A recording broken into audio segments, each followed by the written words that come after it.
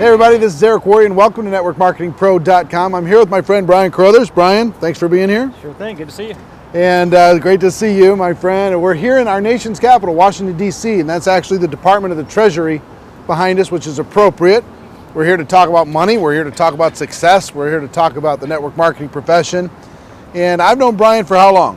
15 years. 15 years. Brian and I go back. And I'm really proud of him, and I don't want that to sound patronizing in any way, you know, being proud of you, but I am. I'm proud of you because Brian is one of the people I talk about when we talk about the 90-day game plan. There was a major transition, actually. I had a company that I sold to another company and, you know, kind of had to make this sale. And Brian was with the company that I had, a company called TPN, the People's Network. And in 1998, we had to sell that company, and there's a bunch of people really freaked out over the transition. Right.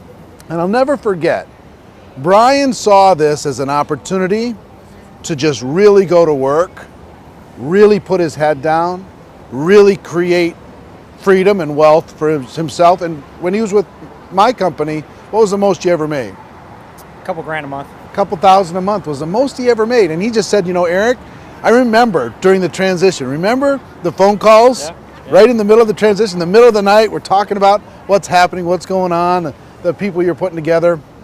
And Brian ignored the distractions, which he's very good at, because there's a lot of distractions over the course of 15 years, right? Sure. He ignored the distractions and he hit it hard.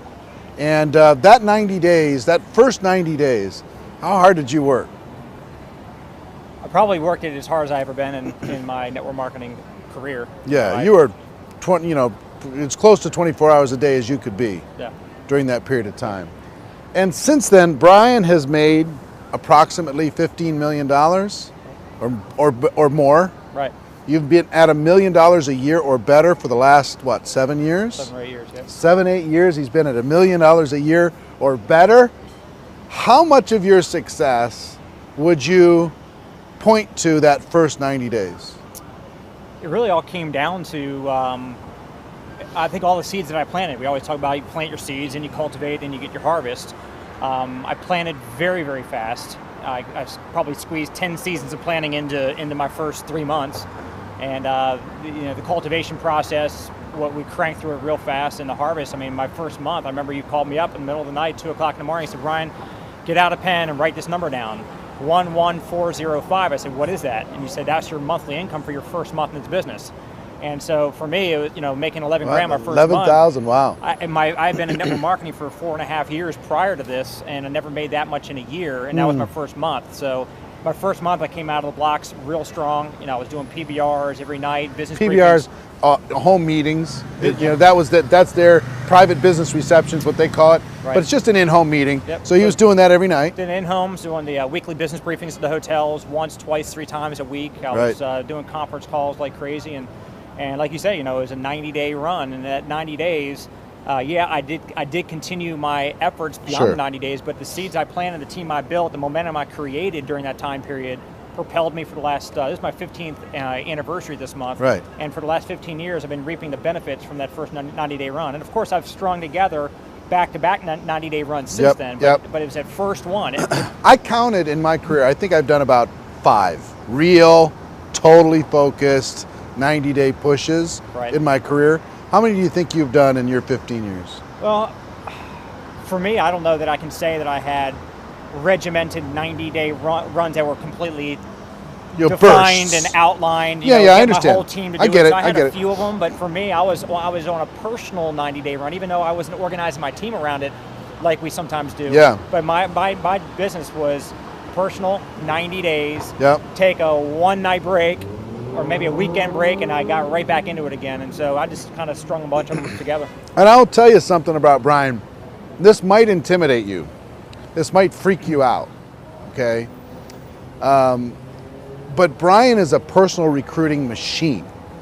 He is a machine with friends and family, with people that he meets in day-to-day life. You've used whatever source you could possibly find over 15 years to find people to talk to. Right. but he is a machine at invitations, presentation, follow up, close, get them started. Guess how many people he's recruited? How many people approximately have you personally enrolled in your 15 years? 1,200, something like that. 1,200. So something in the neighborhood of 100 a year on average. Right. Dude, which works out, when you do the math, it doesn't seem like that much because it's 2 a week. Right. But there's not a lot of people out there that would have the discipline. Because some people think, well, I've talked to everybody. Right. I've got nobody else to talk to. What were some of the strategies that you figured out in order to just stay active, stay in the game, and continue to have people to talk to? It's very interesting because for me, my whole focus was recruit like a maniac.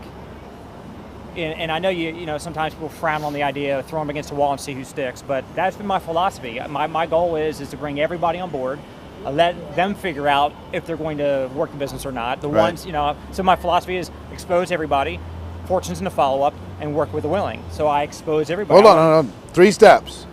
Expose everybody. Right. The fortune is in the follow-up, and work with the willing. Right. So follow-up, get them involved, and then find out who's willing. Right. So who says, hey, me. Right. I want to be next. Right.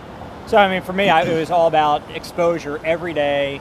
When I went full-time, unfortunately, a lot of people in network marketing, they say they're full-time, but they just really don't have a job anymore. They're not really working their business here as hard as they worked a job for somebody else. If they worked a job 8 to 10 hours a day for somebody else, I've met very few network marketers who are actually doing 8 to 10 hours of activity, which is income-producing activity, talking to prospects a day. And for me, that's what I did. I was working. And you know why? You know why? Because network marketing is so forgiving. Sure. You can keep getting paid from a burst that you did 3 years ago. Right. Most network marketing, even the 6-figure earners, they did one 90-day burst and they've been riding it ever since. Right. They're kind of going through the motions. They show up, they do the events, all that stuff. But they're making 6 figures, they're not making 7 figures. The difference between the 7-figure earners and the 6-figure earners are continued consistency and hard work. Now, I will tell you, Brian works hard, but I don't think he would say, I'm exhausted from working hard, because you enjoy what you do. Right.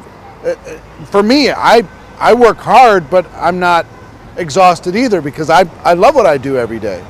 So there's a difference, if you're kind of living your purpose, it's not, awful. You're not like in the coal mine, Sure. Shoveling coal. It's kind of like, the difference between somebody who's making $5,000 versus $20,000 or $20,000 versus $100,000 a month. It's, get off the elevator. They stopped doing what got them to 5. If they kept on doing it, it would have taken them to 20. If they got to 20, they keep on doing that, they can take them to 100. But unfortunately, a lot of times people, like you said, they get in this comfort zone and they do a burst, they get their team going, and then they kind of, stop doing the same activity, and they go in from activity mode into management mode. And when you start managing your team, unfortunately, your team starts to do what you do, and they start managing their teams, and you go up, and then you start plateau, and sometimes you lose your ground because you fell into that management mode. Well, talk about, how does a person go from 0 to 5,000 a month? I mean, what would be the basic steps that somebody needs to do in order to make that happen? Well, the bottom line is you got to get excited, make a list, have a private business reception in your house if you like to do the in-person events like that. Do a private conference call, which is get all your contacts on the phone with your upline for a short presentation to expose them all the third-party way, the proper way, I believe. And then start, plugging into, some people use weekly business briefing systems, which is what I totally believe in. I'll never get away from that. And plug people into training. So that's kind of my system. I get excited, make a list, in-home meeting, private conference call, weekly briefings, and funnel everybody into the training system. And so from somebody starting off at 0, people look at my story, and I kind of have people on my team that kind of try to figure out how they can model it, because what I did was I made 200 phone calls my first 3 days. Everybody I knew got a phone call. And so obviously if I had 3 days to make 200 phone calls, I wasn't saying much. Right. I've had a lot of mentors, you and others that said, hey, look, say less to more people. Right. Ignorance on fire is more powerful than knowledge on ice. light yourself on fire. People come from miles around to watch you burn. So I didn't know anything really about what my current business, but I knew I was excited about it, and I knew I was not supposed to say much to other people. So use third-party tools and third-party events, and that's all I did. So, if you're brand new and you're in your business, you just start going after your list hardcore. It's success compression. Some people will take 3 months to call 200 people. I did it in 3 days. Some people take 3 years to call 200 people. I did it in 3 days. Some people never call 200 people. I did it in 3 days. So when people want to measure themselves against other success stories, you got to measure not result against result, but look activity against activity. If they want to work as hard as me, then they deserve a 7-figure income. So. And when you made those 200 calls, how many of those took a look at your business approximately? Probably maybe 30 or 40, and out of those initial people, 16 that came on board. And I was on them. I mean, it's very more important. A lot of people don't realize that you don't sign somebody up on a Monday and get back to them on Friday about getting them started the next week. If I sign them up on Monday, I'm on a Monday, and I was getting their list together, and I was getting in their living room on Tuesday or Wednesday. Their first 3 days, 5 days max is critical. If they don't have success, we can talk some about results. If they don't have some wins under their belt, they're gone. And so for me, it was sign them up, and I'm on them. And if they fall off the wall and they join the witness protection program, that's on them. It's not my fault. So my goal is to help everybody get started and put a check in their pocket, $500 to $1,000 in the first couple weeks. So tell me what the difference is between the $1 million earners, and many of them, even inside your company, and the people who don't make $1 million, the people who make less than that. What makes you special? What makes a $1 million earner special?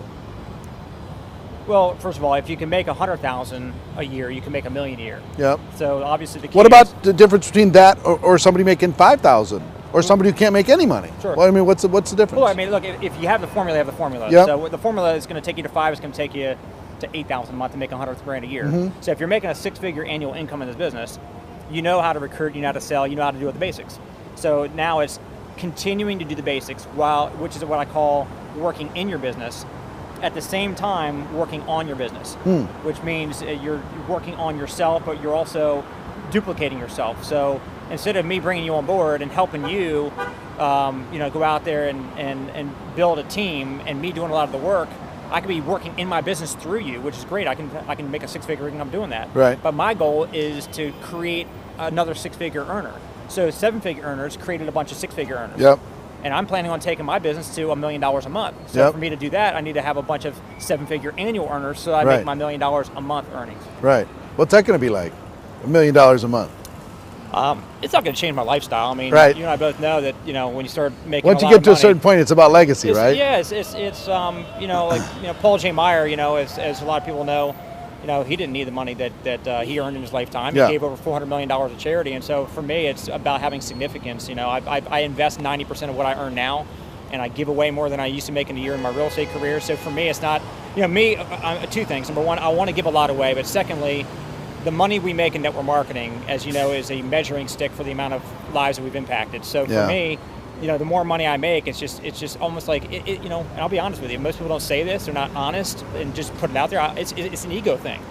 For me, everybody's ego driven. Everybody wants to be loved and respected by people, and that feeds your ego. And so for me, if I can go from a couple $1 million a year to $1 million a month, that number one feeds the ego, because people will have respect for the better you're doing, but it also gives me the opportunity to use that money as resources to go out and give back to a lot of other people. I love it. So this video is going to be watched by a lot of people. What advice, these people want this bad, sometimes they're bound up by fear, sometimes they just can't motivate themselves, they can't make themselves do something, they don't know why, they're frustrated, they're wondering if this is for them. Sometimes a $1 million earner might seem so far away to even imagine, because they can't recruit one person. They're just stuck. And we've all been in that place where the self-doubt creeps in. What advice would you have for those people? I would say, number one, know that it's possible. I didn't know that nobody had to tell me it was going to be easy. You never said it was going to be easy. I just need to know possible. So as long as it's possible, and if $1 million income is important to you, great. Get that in your head, understand it, wrap your brain around it, and throw it out. Because unfortunately, I think network marketers don't have their expectations set properly. So if they're thinking $1 million a year, but they haven't even made the first 10,000 yet. They keep on measuring their success on the front end against this huge goal. That's a long-term goal. Yep. So having a long-term goal is great, but having very short-sighted, easy daily, to accomplish, weekly. Yeah, daily, weekly, monthly. So Yep. you know, I tell people, hey, look, in the next week, let's help you make $500. Yeah. Once I've helped you make 500, hey, let's go out and take it to 1,000. Right. Once you made 1,000, we can go to 2 or 4. And so, you know, unfortunately, people, you know, they look at this industry and it almost becomes this lottery mentality because they hear us talking about these big numbers. Yep. And yes, I like the idea of the big numbers at the beginning, but Yep. my goal was to make my first $10,000 a month because I never made that before in this business. I made it in real estate, but not here. Yeah. So I just think people just need to scale it back and set their expectations, because if they have an expectation that's too high and they miss it, Yep. another one that's get too high and miss it, discouraged. they get discouraged over and over and over again, and Yep. they leave the business. Right. I want to talk about a tool that you put together. Brian put together a little, like a booklet. It's a tool that he's used to help open people's minds to network marketing, their ideas about money. Is money bad? Is money good? Right. Those types of things. Here's the book. It's called Making My First 10 Million. It's a simple little booklet. I think you offer it to your group for like 99 cents or something, Yep. $1 a piece. I think it's a great little tool. Tell me how you're using this and what it's doing for people in your business to kind of open up prospects' minds. Sure. Well, let me tell you how it came to be. I think it'll resonate with everybody. I was talking to a prospect one night, just calling leads. And I'm talking to a guy who's 52 years old. Tells me he's got a wife and 2 kids, never sees his wife, never sees his kids. He's working 2 jobs, he's broke, living check to check, and just miserable. So I say, all right, let's get you started. He goes, I'm going to pass. I said, you just told, so we hung up the phone call, and I talk to people like this every day, but Yeah. the particular one, I said, I want to help this guy.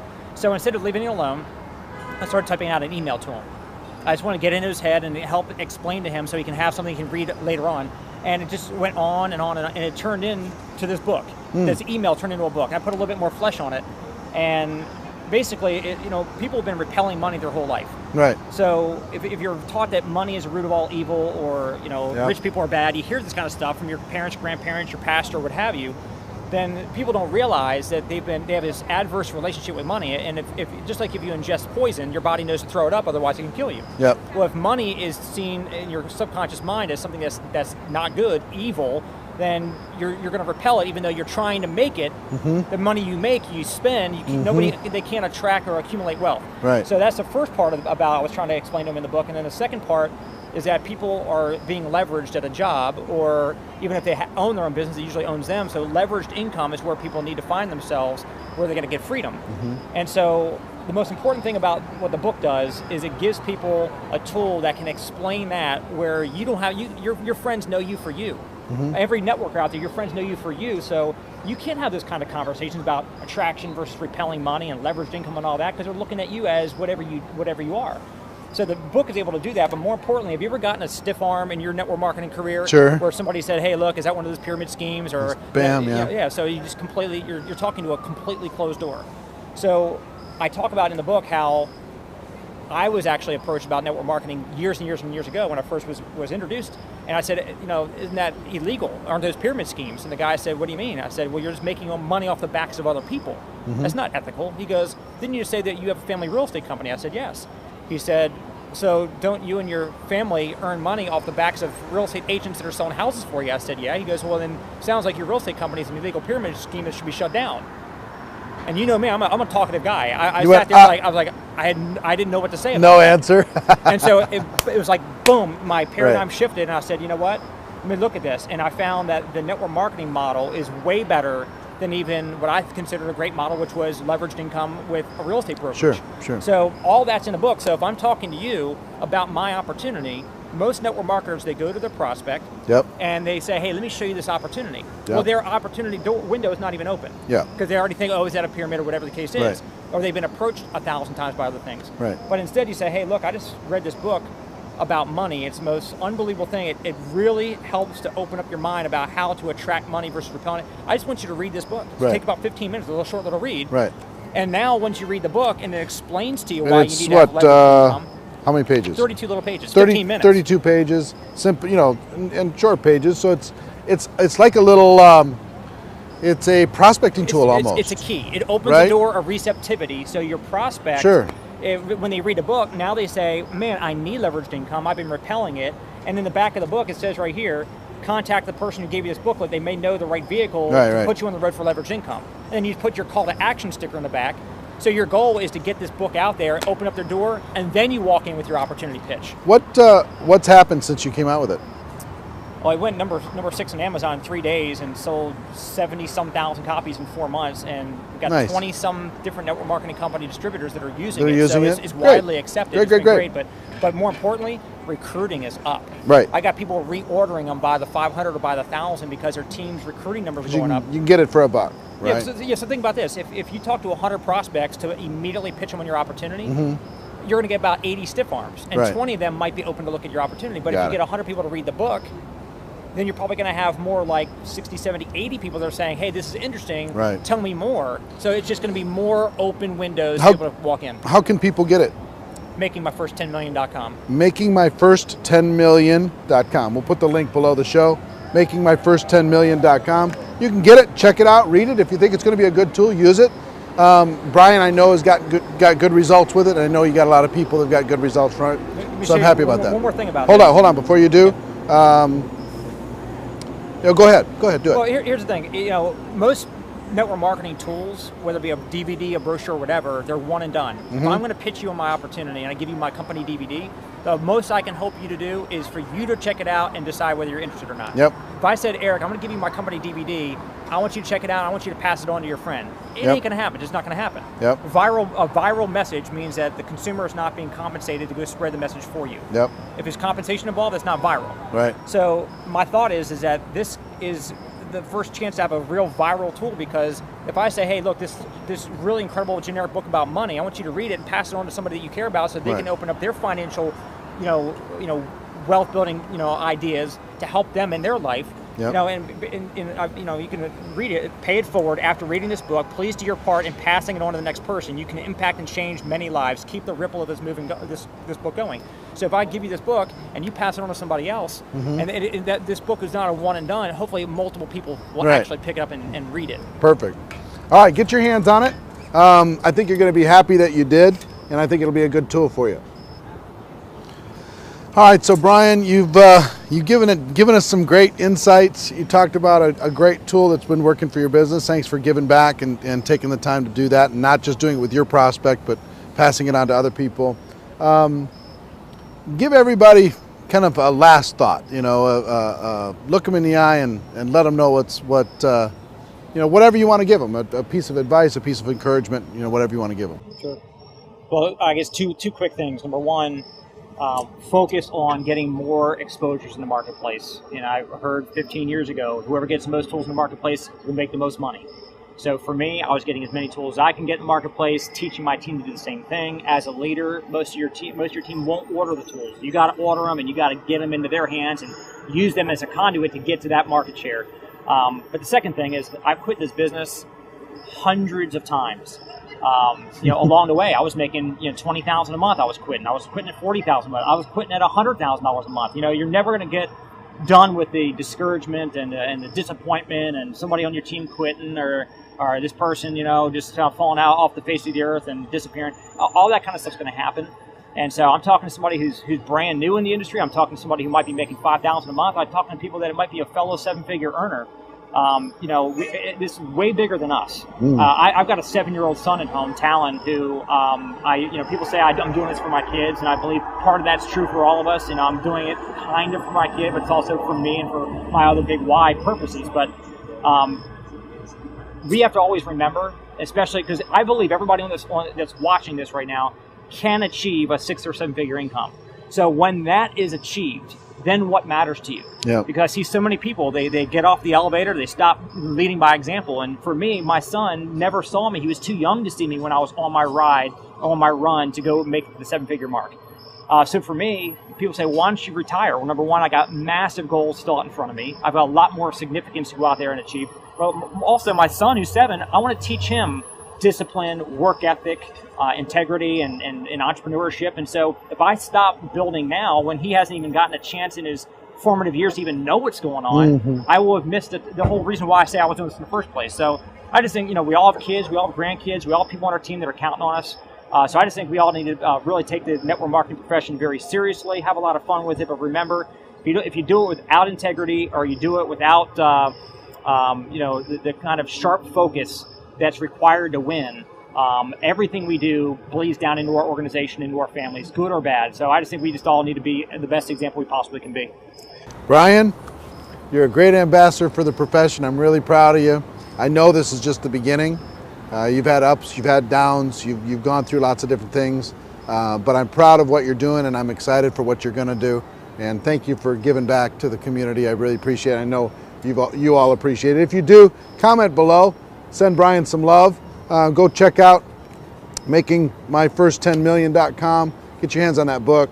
And ladies and gentlemen, our wish for you is that you decide to become network marketing professionals. You decide to go pro, because it is a stone cold fact that we have a better way. Now let's go tell the world. Everybody have a great day. We'll see you next time. Take care. Bye-bye.